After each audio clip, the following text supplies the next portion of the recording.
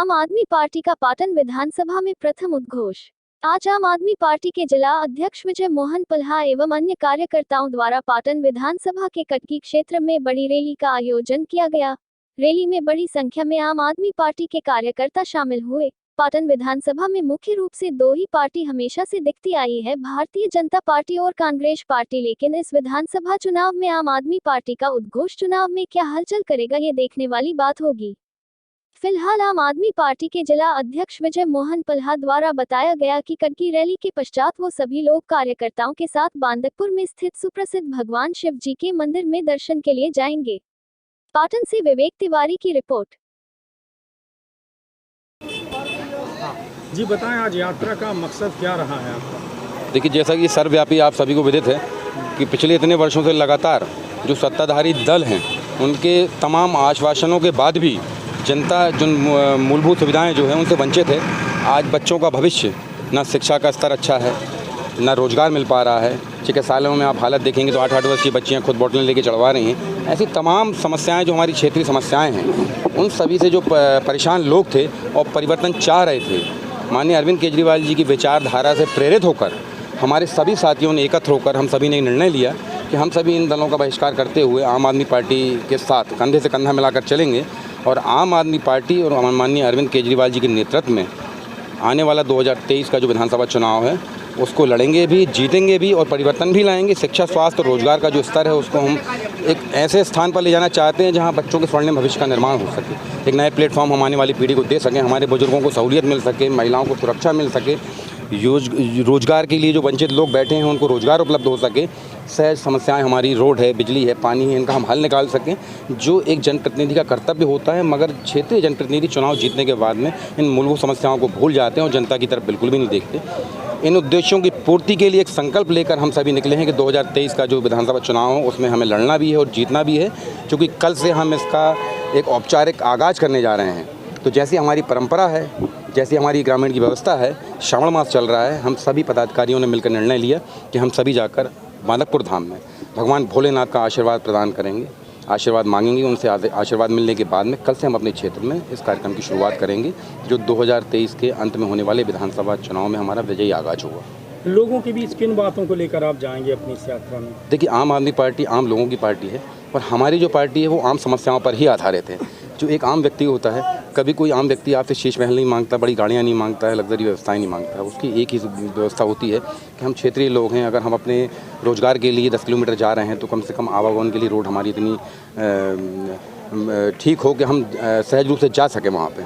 आज अगर हमारे बच्चे मजदूरी करके 200 रुपये की मजदूरी करके हम अपने बच्चों को पढ़ा रहे हैं, शासकीय स्कूलों की स्थिति ऐसी नहीं है कि वहाँ पढ़ाया जा सके, और जो प्राइवेट स्कूल हैं उनमें फ़ीस इतनी अधिक है कि वहाँ हम शिक्षा नहीं दे पा रहे हैं।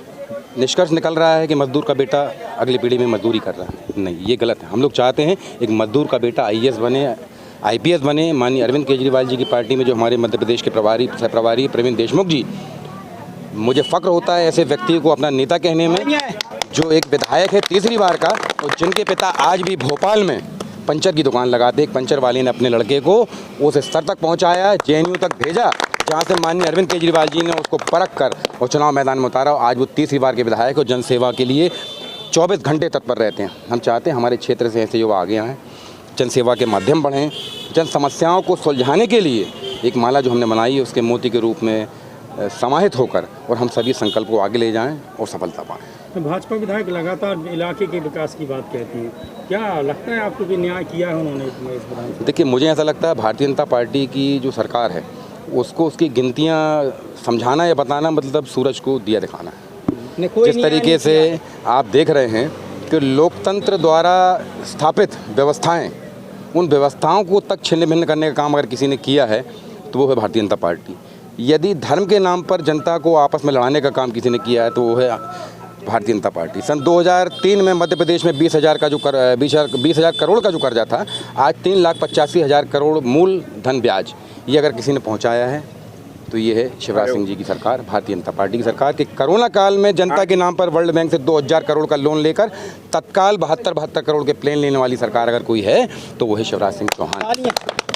1,000 रुपये का लॉलीपॉप माताओं बहनों के नाम पे देकर वोटों को आकर्षित करने के लिए ये एक प्रोपेगेंडा रचा गया था और उसी हफ्ते में महंगाई को इतना बढ़ा दिया कि वो आपका दिया गया 1000 एक हफ्ते के लिए नहीं पूजा और माताएं बहनें आज फिर खाली हाथ बैठी हुई हैं। महंगाई इस रिकॉर्ड स्तर तक पहुंच चुकी है। टमाटर खा नहीं पा रहा एक सहज आदमी, ग्रामीण का आदमी जो अपने घर में साग सब्जियां लगाता था, आज वो भी इतनी मोहताजी पे है कि टमाटर 200-250 रुपये किलो बिका, टमाटर खाने से वंचित रह गया। ऐसी तमाम समस्याएँ हैं जिनको लेकर हम सभी लोग मैदान में उतरे हैं।